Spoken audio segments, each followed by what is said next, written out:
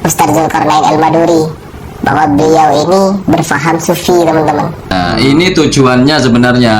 Dia pasti membuka kedok. Tujuan utamanya, kenapa selalu mengejar Ustadz Hadi Hidayat? Ini tujuannya agar beliau itu redup namanya di kalangan Muhammadiyah. Assalamualaikum warahmatullahi wabarakatuh. Halo teman-teman, ketemu lagi dengan Doa Bang Deso ya di channel Mr. Coach. Yuk mari kita ngobrol di channel ini. Yuk mari kita siapkan kopinya yang kental.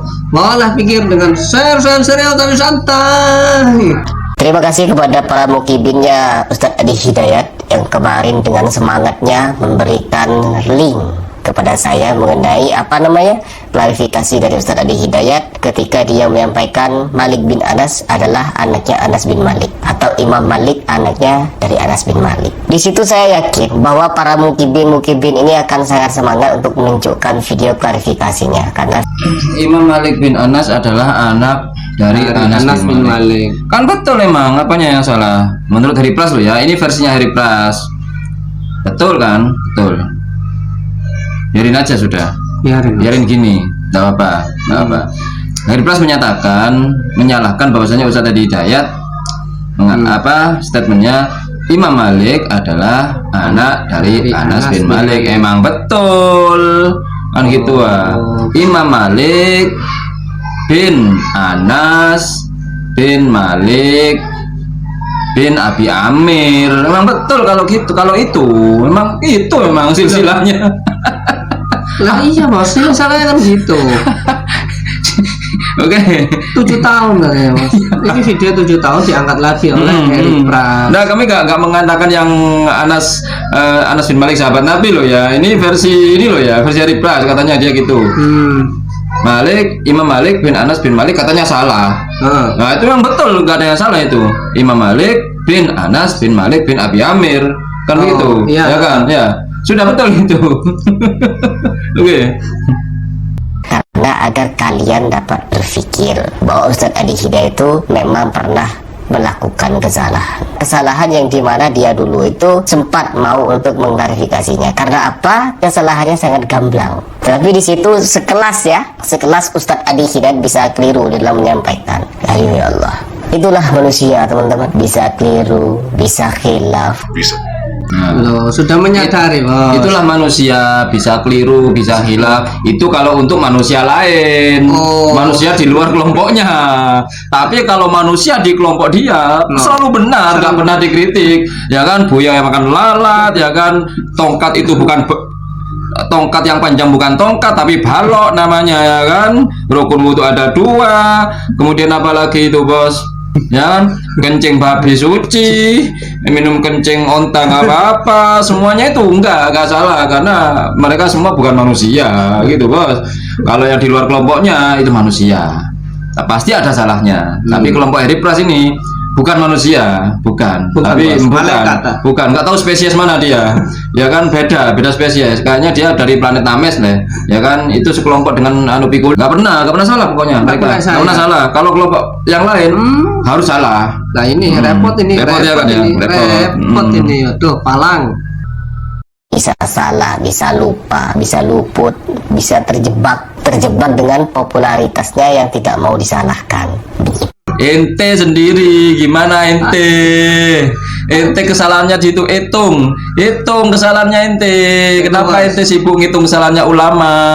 Kesalahan ente loh sebagai orang awam. Jika ulama saja pernah salah, apalagi ente, apalagi orang awam kayak ente, makin banyak lagi. Secara logika, Bang. Orang alim masih bersandarkan ilmu. Lah ente orang awam bersandarkan nafsu, bersandarkan opini, bersandarkan asumsi, bersandarkan narasi yang kebanyakan hanya cocok logi sesuai dengan keinginan dan kepentingan serta kepuasan hatinya saja, seperti itu.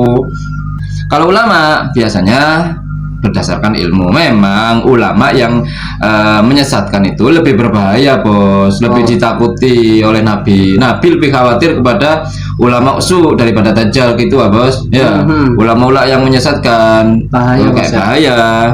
Siapa ya, koreksi di kelompok anda itu berapa ulama yang menyesatkan, ya kan, dan dipercaya. Kadang, tapi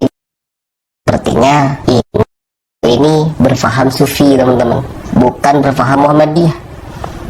Jadi tidak mungkin beliau ini Muhammadiyah ya, sebagaimana disampaikan oleh Ustaz Zulkarnain Al-Maduri, bahwa beliau ini berfaham Sufi teman-teman. Nah, ini tujuannya sebenarnya. Dia pasti membuka kedok. Tujuan utamanya, kenapa selalu mengejar Ustadz Hadi Hidayat? Ini tujuannya agar beliau itu redup namanya di kalangan Muhammadiyah. Gitu bos. Dia rujukannya Ustadz El Maduri baca kitab memburadul di debat, dia aja debat sama apa Ustadz Sadi Uye ngeles aja kerjaannya. Ya, semoga sehat selalu ya Engkong ya. Oke. Itu dia sama El Maduri ini satu misi. Wataknya mirip-mirip dari Pras ini sama El Maduri. Mirip-mirip sama-sama ya Pak Culas dia kan. Lah iya ini loh. Hubungannya dengan logo ini Mas ya. Dengan logo trompa Nabi.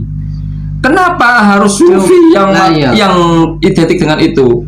Anda jika memang bentuk trompa Nabi seperti itu, sebagai orang Islam harusnya Anda bangga memakai trompa itu, bos ya. Ya kan? Ada biasanya orang yang kepanasan dengan gini-gini itu. Siapa? Gitu. Mereka adalah pengikut madhab yang dulunya menghancurkan semua peninggalan-peninggalan bersejarah, situs-situs keislaman. Itu benci mereka itu. Mereka, ya kan, semua pengikutnya benci melihat peninggalan-peninggalan gini. Bahkan peninggalan bentuknya saja itu nggak mau mereka. Nggak mau. Oke, kalau terompahnya memang palsu atau apa, tapi kan bentuknya itu sudah disepakati. Sepakat ya. Bentuknya sudah umum kayak gitu. Bentuknya trompa-trompa zaman dulu kan begitu saya. Seperti itu memang. Termasuk bentuk trompa zaman Nabi kan begitu bos. Nah, orang yang kepanasan dengan bentuk trompa saja kepanasan. Nah, Anda harus mawas diri, berapa banyak setan yang ada di dalam tubuh Anda itu. Kenapa Anda bisa kepanasan dengan hanya melihat gambar terompah Nabi saja? Kenapa Anda kepanasan? Karena madhab Anda adalah bersumber dari orang-orang yang menghancurkan 4.000 lebih atau 95% situs-situs sejarah Islam. Madhab Anda bermula dari sana. Makanya sekarang Anda ketularan melihat gambar terompah Nabi aja sudah kepanasan, ya kan? Dituduh sesat malah bos. Aduh, Sufi sesat. Sufi sesat ya dia. Aduh, padahal enggak toh. Sufi sesat. Imam Malik bukan Sufi. Bukan Sufi.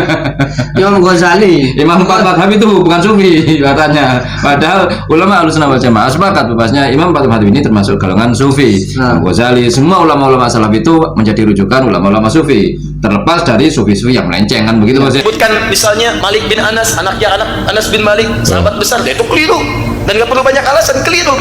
Unik ya, saya punya kitabnya, bahkan saya bawa.